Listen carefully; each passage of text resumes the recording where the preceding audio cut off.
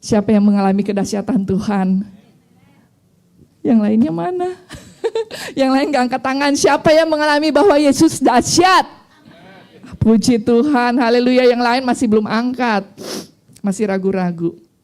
Gak apa-apa, nanti belajar supaya bisa mengalami kuasa Tuhan, ya, supaya bisa mengatakan, bisa menyaksikan bahwa Tuhan yang saya sembah adalah Tuhan yang dahsyat. Saudara nggak ragu lagi bahwa Tuhan yang saudara datang, ya, yang saudara sembah tiap minggu, yang saudara datang untuk memuliakan setiap minggu, datang ke gereja, saudara berdoa setiap hari mungkin, ya, saudara bisa diteguhkan bahwa Tuhan itu Tuhan yang ajaib. Baik, saudara-saudara, senang ya, saya sejak datang dari Manado baru sekarang naik di sini untuk melayani, ya.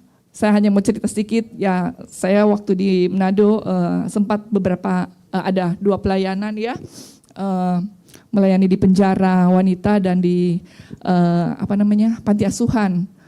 Saya nggak punya planning untuk pelayanan di penjara sebenarnya, yang saya cuma mau mengunjungi panti asuhan, ya, bagi-bagi sedikit lah di panti asuhan. Tapi ternyata cici saya dia udah organize untuk ke panti asuhan, ke penjara wanita, dan langsung saya ditodong, kamu bawa firman. Dan puji Tuhan, ya, dalam waktu singkat, ya, sehari apa 2 hari saya coba nyiapin firman dalam beberapa jam saja. Dan saya sangat capek karena setiap hari full aja kegiatannya, ngikut cici saya kemana-mana, pergi ini pergi itu, ya. Dan ya di dalam pelayanan, puji Tuhan, saya dapat menyampaikan kebenaran firman Tuhan dan mereka terberkati, ya. Sebenarnya di sana juga saya sedih waktu di lapas, ya. Hati saya terenyuh karena lihat, aduh, ternyata bukan sedikit, ya. Yang kami kunjungin itu ada sekitar 75 wanita di penjara itu, ya, antara 75 sampai 80, dan sebagian besar adalah orang Kristen juga, gitu, ya. Dan saya sempat menyaksikan ada waktu saya keluar jadi di penjara itu ada gerejanya bagus, sampai waktu saya tunjukin Korusi ini gerejanya, ya, wah bagus ya gerejanya, ya. Jadi waktu saya keluar dari gereja, saya nengok ke kanan, saya mau ke toilet, saya mau nengok ke kanan, aduh, hati saya susah karena saya lihat seorang wanita dari jeruji penjara, dia nengok-nengok ke saya gitu, ya. Nggak tega lihatnya gitu, dan saya akhirnya tanya, kenapa dia kok nggak ikut di ruangan, ikut ibadah? Oh nggak bisa, karena dia baru masuk. Jadi kalau baru masuk itu antara 1 minggu sampai 2 minggu mereka nggak boleh keluar dari sel mereka harus tetap di penjara. Dan saudara bersyukur kalau saudara jadi orang merdeka, ya. Bukan hanya merdeka bebas, bisa beribadah, bisa ya jalan-jalan, tapi saudara bebas dari dosa, bebas dari hukuman kekal, ya. Bayangkan di dunia itu saya lihat aja udah susah, bagaimana kalau hukuman kekal di penjara seumur hidup, ya, yang tidak ada batasnya. Itu betapa susah banget, ya. Jadi kalau kita bisa bebas, pergunakan waktu yang ada, ya. Pergunakan kesempatannya ada. Ada seorang ibu muda gendong baby, ya. Waktu saya lagi ibadah nyanyi, saya nggak lihat, tapi ketika saya bawa firman, saya bisa lihat ibu muda itu lagi gendong baby, ya. Dan ternyata dia sejak hamil dia ada di penjara. Puji Tuhan anaknya nggak lahir di penjara, jadi waktu mau melahirkan dia sempat dibawa ke rumah sakit untuk dilahirkan, tapi kembali lagi ke dalam penjara dan anak itu ada di penjara, ya. Tapi ya waktu setelah saya ibadah, saya ngobrol dengan dia deketin saya dan ngobrol.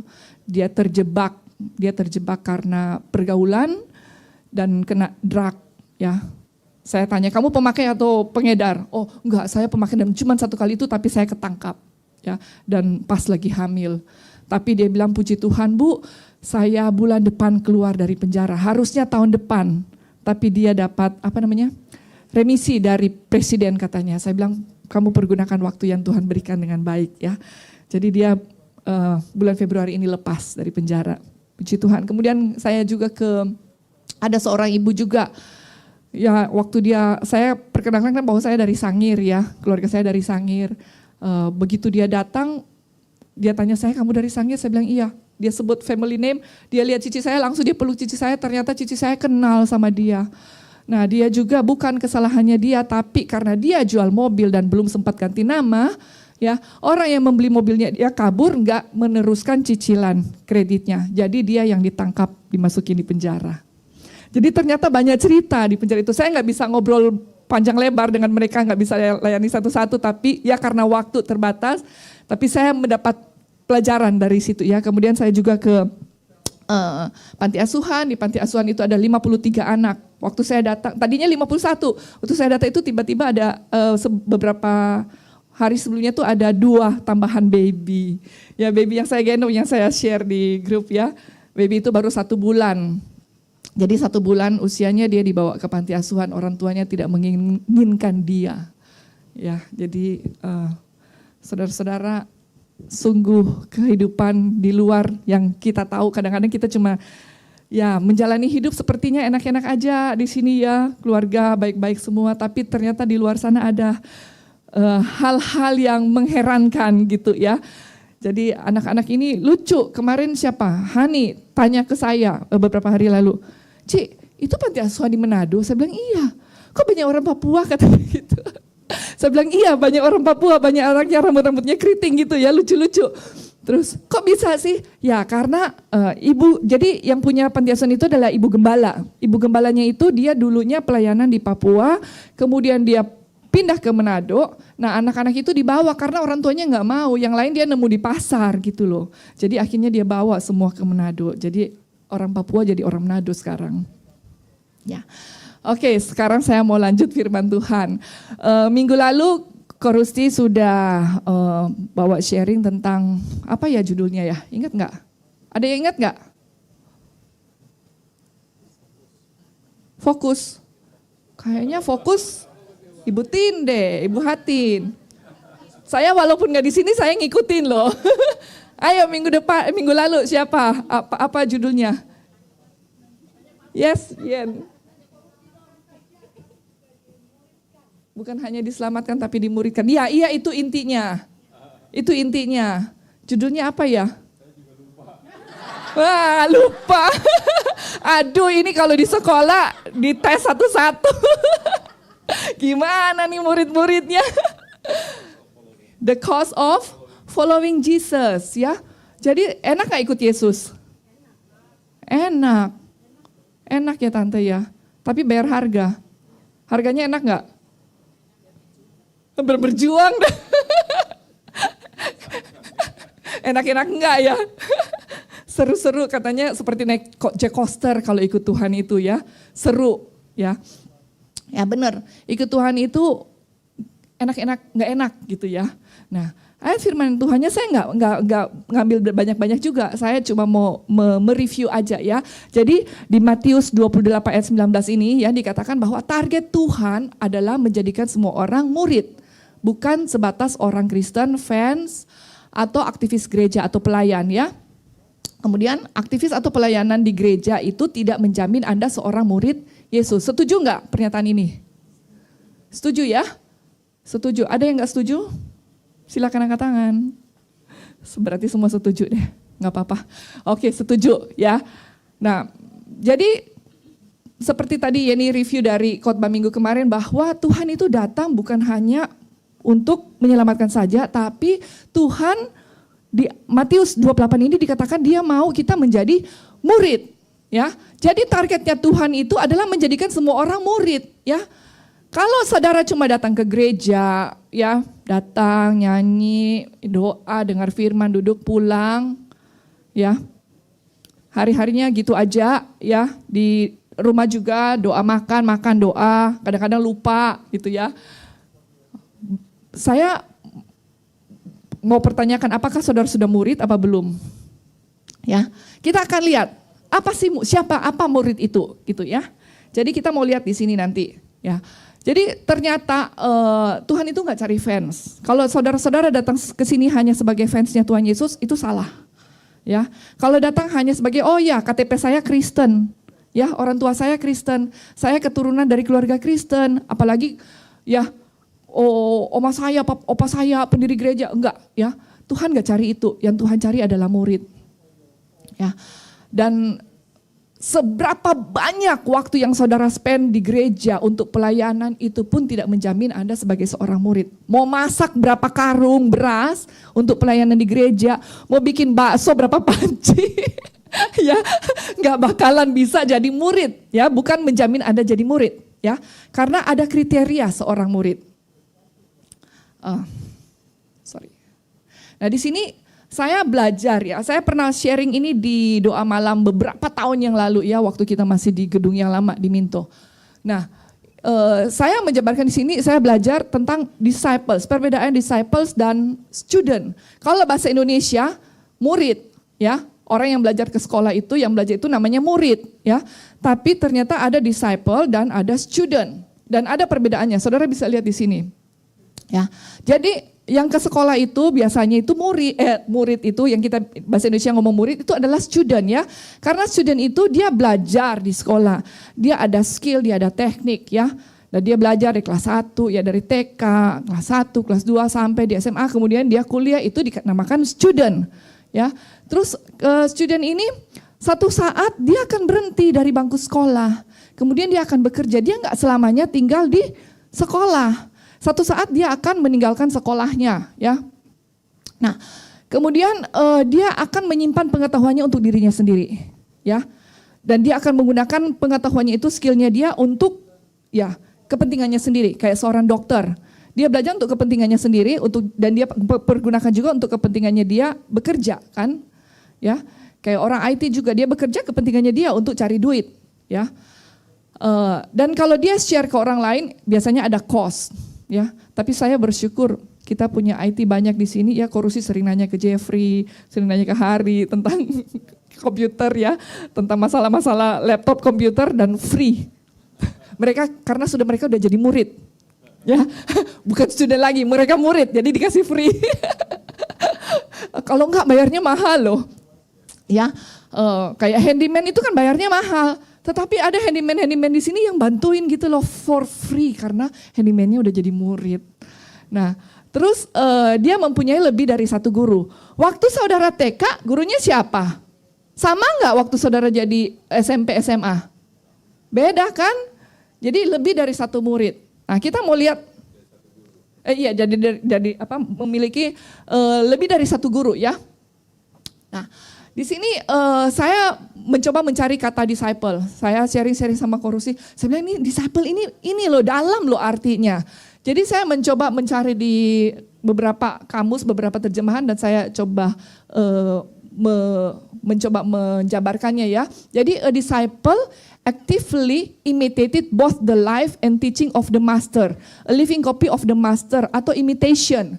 Mengadop kehidupan gurunya. Nah, imitation di sini artinya ini nih saudara, saya sampai cari karena Korusi bilang jangan salah, orang salah nangkap tentang arti imitasi. Karena bahasa Indonesia kan imitasi itu kayaknya palsu ya, kayaknya barang murahan ya. Ya nggak Ton, bling-blingnya saya sama bling-blingnya Tony beda gitu loh. Tony tahu bling-bling yang asli yang mana nih sama yang imitation. Tapi maksudnya ini di sini imitation ini bukan itu ya. Imitation ini adalah ini loh, a behavior. A behavior di mana individu itu atau orang itu dia mengabsorb behavior dari seseorang, ya. Itu menjadi imitasi atau bisa juga tradition atau culture. Jadi contohnya di sini ya, saya kasih contoh yang umpamanya Roro deh sama Moses gitu. Moses ini dia belajar dari papanya, dia mau menjadi imitasi bapaknya, dia mengabsorb semua. Tapi si Moses ini tetap Moses, bukan Roro. Tapi semua karakternya, semua yang dimiliki Roro ya, pribadinya Roro, sampai dibilang ini anak persis bapaknya. Ya, nah itu imitasinya, dibilang imitasi. Dia tetap Moses, tapi semuanya itu persis dengan bapaknya. Itu dibilang imitasi, bukan palsu asli ya, tapi lebih ke arah behaviornya, karakternya. Nah, selanjutnya disciple ya, dia itu tuh forever. Ya, siapa di sini suka nonton film silat? Ada yang suka nonton film silat? Enggak ada, cuma saya sendiri. Lydia, saya dulu kecil senang nonton film silat. Ya, saya senang nonton film silat dan di situ kan ada Kue Cheng, siapa tahu Kue Cheng? Wah, Fredo tahu. Ya, Itu kalau di film silat ya, mereka pergi berguru. Berguru itu dia meninggalkan keluarganya, dia pergi tinggal sama gurunya, mau di hutan, mau di gua, mau di atas gunung, mau di atas pohon. Dia tuh mengikuti gurunya, kemana gurunya pergi dia ngikut. Nah itu adalah murid, ya bukan student. Kalau student pulang pergi sekolah. Tapi kalau murid dia meninggalkan kehidupan dari keluarganya, dia pergi ikut gurunya. Ini ya, dan dari kata disciple itu keluar kata memuridkan atau discipleship, ya, yaitu adalah kita passing on the teaching atau doktrin kita ke orang lain juga, ya. Apa yang kita pikirkan, apa yang menjadi kita punya kepercayaan itu kita buat orang itu sampai dia setuju dengan kita, sampai dia tuh benar-benar join dengan kepercayaannya kita. Itu adalah murid, ya. Jadi di sini ada contoh dari Elia, Elisa dan murid-murid Yesus, ya. Dikatakan mereka mengikuti gurunya, mengikuti Yesus kemana saja dia pergi. Elia dan Elisa, waktu Elia memanggil Elisa menjadi muridnya, ya, Elia dia meninggalkan pekerjaannya, meninggalkan keluarganya dan dia ikut Elia kemanapun Elia pergi. Sama dengan murid-murid Yesus, ya. Dan murid itu dia tidak punya jam belajar khusus, ya, karena dia tinggal dengan gurunya, jadi anytime, ya. Kalau saya nonton film silat, kadang-kadang ya lagi jalan lagi apa, gurunya suka kayak ngejebak muridnya, ya, untuk ngelatih muridnya. Jadi anytime lagi jalan lagi apa lagi makan, kadang-kadang dia diapain ya sama gurunya. Nah itu jadi nggak ada waktu khusus, anytime dia belajar. Jadi dia siap sedia. Nah di kekristenan ya, a disciple is a dedicated follower of Jesus. Jadi seorang murid itu mendedikasikan seluruh hidupnya kepada Yesus. Itu adalah arti dari murid, ya. Nah, di Lukas 14:25 sampai 35 ini saya nggak baca semua ya. Ini ayat yang minggu kemarin saya tetap bawakan, ya. Kita baca sama-sama yuk. 1, 2, 3. Pada suatu kali banyak orang berduyun-duyun mengikuti Yesus. Dalam perjalanannya sambil berpaling, ia berkata kepada mereka, "Jikalau seorang datang kepadaku dan ia tidak membenci bapaknya, ibunya, istrinya, anak-anaknya, saudara-saudaranya laki-laki atau perempuan, bahkan nyawanya sendiri, ia tidak dapat menjadi muridku." Ayat 27, "Barang siapa tidak memikul salibnya dan mengikut aku, ia tidak dapat menjadi muridku. Demikian pula lah tiap-tiap orang di antara kamu yang tidak melepaskan dirinya dari segala miliknya tidak dapat menjadi muridku." Nah, kalau baca ayat ini enak nggak? Enak nggak saudara-saudara? Ya, susah ya, susah jadi murid ya.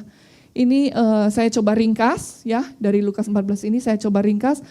Yang pertama menjadi murid Yesus itu adalah kita mengasihi Tuhan lebih dari apapun. Lebih dari pasangan hidup kita, lebih dari orang tua kita, lebih dari anak cucu kita, lebih dari apa yang kita miliki. Kemudian kita menyangkal diri dan memikul salib. Coba udah ninggalin keluarga, kita harus sangkal lagi diri kita. Ya, kita harus menyangkali diri kita. Kita kepingin apa, kita harus nurut sama Tuhan. Tuhan bilang nggak boleh dulu, ya. Jadi kita menyangkal diri dan kemudian kita harus pikul salib kita, ya. Kemudian melepaskan diri dari ikatan duniawi. Terus terang saya pun masih ada ikatan duniawi ya, walaupun nggak banyak ya, dikit-dikit lah masih ada. Namanya masih daging ya. Ya, saya waktu di Manado saudara-saudara, bangun pagi itu di meja tuh udah kue macem-macem. Ya, bubur Manado, sambal, ikan, ya bikin ngiler dikit dah. Ya, itu udah macem-macem. Datang-datang aja saya udah diajak makan ya. Udah diajak makan, udah disiapin nasi kuning sama ikan cakalang. Waduh, enak banget deh. Pokoknya udah seru banget. Dan saya tuh biasanya kalau di sini ya, saya tuh nggak makan pagi. Siang tuh baru saya makan. Nah di sana setiap pagi saya makan. Gak ada jam khusus ya. Setiap saat saya lewatin meja, saya lihat ada kue, saya buka, saya makan. Lewat lagi ada kacang. Kacangnya aja bermacam-macam ya. Ada kacang bawang, ada kacang tepung, ada kacang pakai kulit, kacang batik. Di Manado itu ada kacang batik ya. Macam-macam ya. Ada buah, mangga, ada durian, segala macam. Pokoknya nanas. Yang saya suka ya, dan di situ saya ya Saya bilang saya lagi holiday, jadi saya bisa menikmati. Ya, jadi saya makan sepuas-puasnya. Ya, balik sini saya kembali lagi ke kehidupan nyata saya. Ya, balik lagi saya nggak makan lagi pagi. Ya, jadi ini melepaskan diri dari ikatan duniawi. Susah kan kalau nggak makan? Coba tantangan berat loh di meja itu tiap hari. Saya jadi ya udahlah nggak apa-apa lah lagi holiday ya Tuhan. Tuhan juga nggak larang kok sama saya. Itu kan hanya komitmennya saya sendiri. Ya, jadi sangat susah untuk menjadi seorang murid. Bagi saya ini berat, ya, nggak gampang menjadi seorang murid Yesus, ya. Dan kadang-kadang banyak orang yang frustrasi karena banyak pengajaran, ya, hamba-hamba Tuhan yang mengajarkan, kamu harus jadi murid Yesus, kamu harus tinggalkan kehidupan kamu yang lama, kamu harus bertobat, kamu harus begini, kamu harus begitu. Dan akhirnya banyak orang yang jadi frustrasi, Susah sekali jadi murid Yesus. Frustrasi akhirnya, udahlah. Gak apa-apa dah, ngumpet-ngumpet deh, yang penting pendetanya gak lihat. Ya, gak apa-apa gitu. Ya, karena memang susah. Frustrasi jadinya. Saya pun kalau digituin terus saya bisa frustrasi. Tapi saya bersyukur saya bisa mendapatkan kunci ini. Ya, jadi saya menjadi murid Yesus dengan benar-benar belajar menyerahkan, mendedikasikan hidup ke Tuhan. Ya, kita mau belajar. Jadi firman Tuhan hari ini saya kasih judul kunci sukses menjadi murid Yesus. Ya, ini ada kuncinya saudara-saudara ya. Kalau saudara mau buka harta karun kan itu kotak permata harus ada kuncinya. Ya, jadi ini saya kasih kuncinya saudara ya. Keterlaluan kalau saudara nggak pakai kuncinya. Ya, nah di sini kunci pertama adalah kita mengalami kasih Tuhan. Yohanes 13 ayat 23, ini Yohanes yang tulis ya. Seorang di antara murid Yesus, yaitu murid yang dikasihinya, bersandar dekat kepadanya di sebelah kanannya. Nah, saya pernah dengar khotbah dari Joseph Prince. Di sini Joseph Prince mengatakan bahwa hanya di Injil Yohanes yang dikatakan murid yang dikasihi Yesus. Di Matius, Markus, dan Lukas itu tidak ada.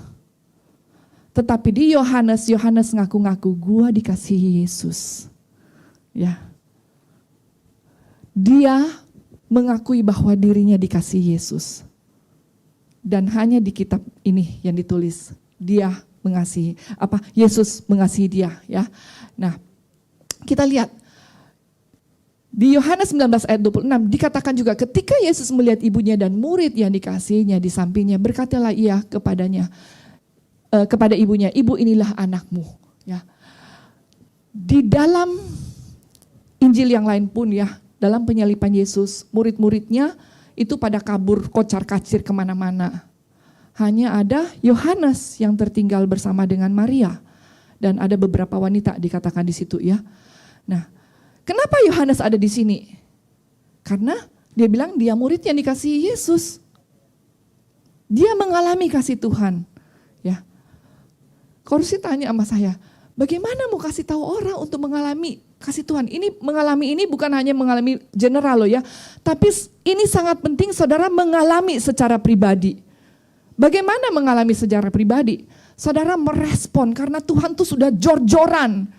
Itu saya udah bilang tuh kasih Tuhan itu bukan kasih sedikit-sedikit, tapi Tuhan tuh sekarang ini jor-joran kasihnya kepada kita, memberikan kasihnya kepada kita. Tinggal kitanya mau terima apa enggak, kita mau mengalami apa enggak kasih Tuhan.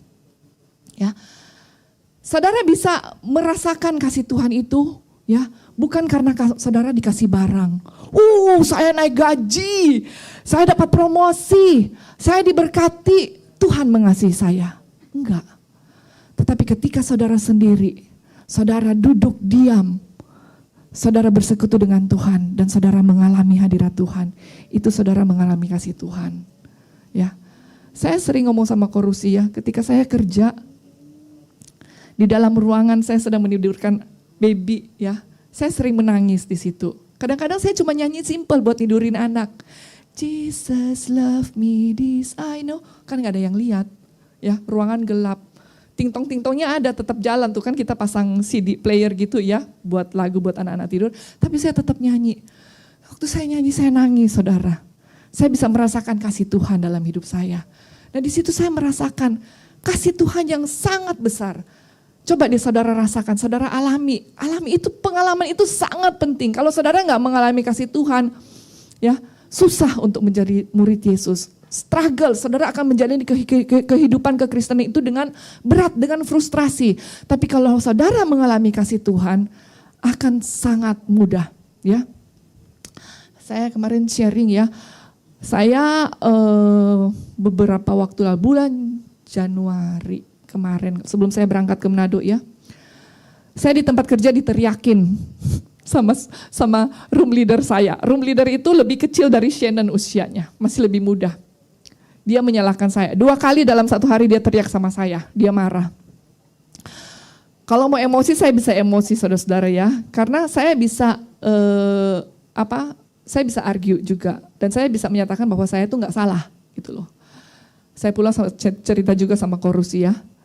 Tapi di situ waktu saya diteriakin, saya shock juga gitu loh, karena nggak biasa gitu kan, nggak pernah selama saya kerja nggak pernah. Dan ini room leader baru ya. Room leader baru dan dia lebih kecil jauh dari saya, dan saya tuh lebih lama dari dia di situ. Saya lebih tahu ya semua pekerjaannya gitu loh ya. Tapi it's okay. Saya dalam hati, Tuhan kendalikan saya ya. It's okay. Sampai sore pun dia teriak lagi sama saya. It's okay. Saya hanya elus dada, saya hanya berdoa, Tuhan, saya mengampuni dia. Secara manusia saya bisa argue, saya bisa lapor ke bos ya. Saya bisa ini itu, tapi saya mengambil sikap saya untuk diam. Saya untuk diam, kemudian saya berdoa supaya saya bisa mengasihi dia. Saya sempat share dengan salah satu teman saya juga yang sama-sama, dan dia bilang, Yoki, you are right gitu loh. Kalau kamu mau ributin gitu loh, tapi saya bilang it's okay, saya nggak apa-apa, saya mengasihi dia. Saya tahu dia juga masih kecil, dia masih begini begitu ya. Nah, kalau saya bukan murid Tuhan, saya bisa naik banding ceritanya ya. Tapi saya nggak mau ribut ya. Nah di situ Tuhan kendalikan saya. Kalau saya belum jadi murid Tuhan, tahu sendiri saya ya bisa cari perkara gitu loh ya. Saya bukan orang yang gampang terima ya. Saya orang yang bisa argue, yang bisa ribut ya. Tapi saya belajar untuk mengendalikan diri. Saya belajar tenang dan saya berdoa. Dan sampai saat ini pun, sampai kemarin saya ketemu dengan dia, saya tetap baik dengan dia. Saya offer sesuatu, saya punya apa saya share sama dia. Jadi saya nggak mau punya kebencian, karena kalau saya marah, saya benci, yang rugi adalah saya sendiri ya. Jadi kalau kita mengalami kasih Tuhan, kita akan mudah menjadi murid Yesus. Dan kasih Tuhan ini harus dialami secara pribadi. Saudara nggak bisa nebeng, oh istri saya atau suami saya mengalami kasih Tuhan, saya nebeng gitu ya. Enggak ya, atau orang tua saudara mengalami kasih Tuhan, nggak bisa nebeng-nebengan, nggak ada istilah nebeng kalau tentang kerajaan surga ya. Itu harus dialami sendiri, pribadi sendiri yang mengalami kasih Tuhan. Dan sebenarnya sangat gampang loh saudara-saudara, sangat mudah untuk mengalami kasih Tuhan ya, kalau saudara mau. Nah yang kedua adalah memahami kasih Tuhan. Maleakhi 1 ayat 2 katakan, aku mengasihi kamu firman Tuhan. Ya, ini Tuhan yang ngomong ke bangsa Israel waktu zaman Nabi Maleakhi. Tetapi kamu berkata, dengan cara bagaimanakah engkau mengasihi kami? Kalau saudara-saudara baca ayat ini, kira-kira apa yang menjadi pemikiran saudara? Ada apa dengan bangsa Israel? Ya, mereka meragukan kasih Tuhan. Mereka nggak percaya sama kasih Tuhan. Maleakhi hidup di zaman sesudah mereka keluar dari tanah Mesir, ya. Dan berdasarkan sejarah-sejarah itu banyak perbuatan besar Tuhan yang Tuhan sudah lakukan terhadap bangsa Israel. Tapi bangsa Israel masih bertanya, dengan cara bagaimanakah engkau mengasihi kami? Makanya Tuhan bilang bangsa Israel itu tegar tengkuk. Nah, saudara, kalau nggak mau dibilangin Tuhan tegar tengkuk, saudara, alamilah kasih Tuhan. Ya, kalau tidak mengalami kasih Tuhan, saudara tuh nggak tahu, ya, nggak bisa mengalami, nggak bisa. Saudara nggak mau respon, itu hidup saudara akan struggle. Tapi ketika saudara mau merespon, ya, saudara akan mengerti. Nah, bagaimana kita memahami kasih Tuhan? Banyak orang penuh dengan question dalam hidupnya. Saya pun juga dulu bisa gitu, saudara-saudara ya. Ada masalah sedikit, aduh Tuhan, kok saya begini sih? Tuhan saya nggak ngasih sama saya. Tuhan bilang Tuhan cinta. Tuhan bilang Tuhan memberkati. Tuhan bilang apa yang engkau minta aku berikan. Ya kan ayatnya ada kan? Mintalah maka engkau akan diberikan. Ada ayatnya. Ya. Tapi kok itu tidak terjadi? Nah, kita mau belajar ya, kita memahami dulu nih kasih Tuhan. Kehidupan manusia ada anak-anak, ada masa pertumbuhan dan masa dewasa ya. Kehidupan rohani pun sama, makanya Paulus pun ada ngomong anak-anak, dewasa kan, kalau anak-anak masih minum susu ya. Nah, waktu kanak-kanak, masih anak-anak ya, di sini adalah kita itu waktu kita baru terima Tuhan nih, menggebu-gebu. Banyak yang cerita sama saya, Ci, aduh pokoknya waktu terima Tuhan itu enak banget deh. Baru ngomong apa aja, kadang-kadang baru kepingin, Tuhan udah kasih gitu loh. Enak banget gitu loh. Tapi kok sekarang, kok susah sih ya? Tante Wina pernah sharing, dulu kalau ngomong saya sering dengar suara Tuhan. Ya, tapi kok sekarang jarang ya dengarnya suara Tuhan. Nah, di sini kita belajar Tante nih ya. Saya juga baru dapat nih ya. Nah, waktu masa kanak-kanak ini dikatakan kasih tanpa syarat. Ya, anak, baby kalau baru lahir, dikit orang tuanya udah sibuk lari. Ya, dia butuh apa? Ya, nepinya basah kita harus ganti, ya. Dia butuh air susu, kita kasih. Langsung, ya. Langsung terus kita kasih, ya. Saya di tempat kerja pun ya, setiap 10 menit kita bergantian harus masuk ke courtroom, kita harus cek baby yang lagi tidur, ya. Baby tahu ya, dia di childcare juga ya. Ini juga tahu, tiap 10 menit kita harus masuk ke baby room, ke courtroom untuk cek baby ya. Tiap 10 menit. Coba kalau anak saudara yang sudah teenager, tidur 2 jam ditengokin gak masih? Puji Tuhan, kalau bisa tambah lama lagi dia tidur, jadi gak berisik ya. Ya, inilah perbedaannya ya. Kalau kita masih kanak-kanak, Tuhan tuh memberikan kasihnya kepada kita itu tanpa syarat, dikasih terus. Tapi ketika kita mulai masa pertumbuhan, itu kita masuk dalam proses pendidikan. Ya, kita mulai dididik. Ya, kamu harus makan sendiri. Ya, anak yang sudah mulai bisa motoriknya berfungsi dengan baik, dia harus bisa belajar pegang sendok. Tuhan pun begitu, kamu udah mulai bisa bekerja, kamu udah mulai bisa ini. Kamu harus berlatih supaya kamu jadi orang yang dewasa. Ya, itu masa mendidik. Kalau salah, ada konsekuensi. Baby nangis tengah malam, dikasih konsekuensi enggak? Enggak, malah kita bujukin, suruh diem. Anak kalau udah gede nangis tengah malam mengganggu, kita sabet malah ya, kita omelin malah ya. Ini tengah malam kenapa kamu ya? Atau anak ribut di dapur mau buka-buka apa? Udah malam kenapa sih? Ya, kita kesel.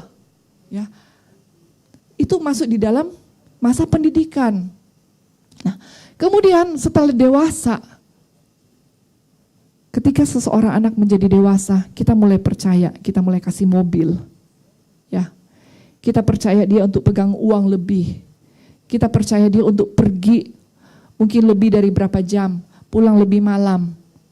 Ya, sama begitu dengan Tuhan. Kadang-kadang kita pun bisa bertanya, kenapa saya begini, kok saya doa gak dijawab-jawab? Kita refleksi lagi, kalau kita memahami ini, ya, kita akan mengerti Tuhan sedang mendidik apa dalam hidup saya.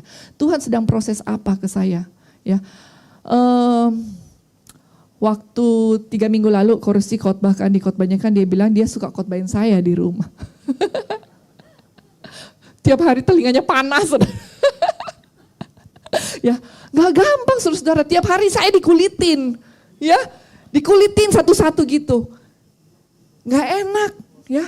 Tapi di situ belajar. Aduh, kadang-kadang saya ngeluh sama Tuhan, Tuhan, ya, kok gak berhenti ini sih? Gak stop ini dikupasinnya ya. Tapi disitulah mungkin saya terlalu tebel kulitnya ya. Jadi saya harus belajar. Masuk di dalam pendidikan saya harus diproses. Supaya saya bisa menjadi seorang yang lebih dewasa dan lebih dipercayakan banyak lagi oleh Tuhan. Jadi saudara, kalau saudara bisa memahami ini, saudara akan mengerti kasih Tuhan. Sangat penting untuk mengalami kasih Tuhan dan memahami kasih Tuhan. Kemudian ya, semakin kita mengenal dan memahami kasih Tuhan, maka kita akan semakin mencintai dan kagum padanya. Kita akan semakin mengerti Tuhan. Saya sekarang kalau ada masalah, saya sudah suka ngomong sama Korusi, Tuhan sedang mempersiapkan satu kesaksian. untuk disaksikan, ya. Walaupun kadang-kadang kok kayaknya lama, udah doa jungkir balik, udah nangis-nangis, udah sedih, kadang-kadang saya udah gak ngomong kalau doa sama Tuhan, udah diem aja deh. Saya udah gak, Tuhan udah tahu, kadang-kadang saya udah gak bisa menjerit, ya. Tapi saya percaya ada satu kesaksian di balik apa yang saya alami. Karena saya mengerti Tuhan punya rencana yang indah buat saya. Kalau orang yang gak mengerti kasih Tuhan, ayat yang dikatakan bahwa Tuhan punya rencana yang indah buat kehidupan kita itu diragukan, ya. Ragu, bener gak sih? Kalau Tuhan punya rencana yang indah buat hidup saya, kenapa saya harus mengalami ini itu? Ya, ini yang perlu kita sadari bahwa Tuhan mengasihi kita, dan kalau kita sudah menyadari itu, kita akan mengerti rencana Tuhan yang indah dalam hidup kita. Ya, walaupun kadang-kadang harus melewati gunung dan lembah, ya, tapi itu indah. Ya, yang ketiga adalah kita tuh tinggal merefleksikan kasih Tuhan. Di 1 Yohanes 4 ayat 19 dikatakan kita mengasihi karena Allah lebih dahulu mengasihi kita. Bahasa Inggrisnya dikatakan we love him because he first loved us. Dia yang pertama mengasihi kita. Ya. Jadi kita itu ya mengasihi Tuhan bukan karena Tuhan nuntut kita untuk mengasihi Tuhan, enggak. Karena dia sebenarnya sudah memberikan kasihnya. Saya bilang apa tadi? Memberikan jor-joran kasihnya kepada kita. Kasihnya itu sudah dikasih kepada kita. Kita tuh tinggal merefleksikan.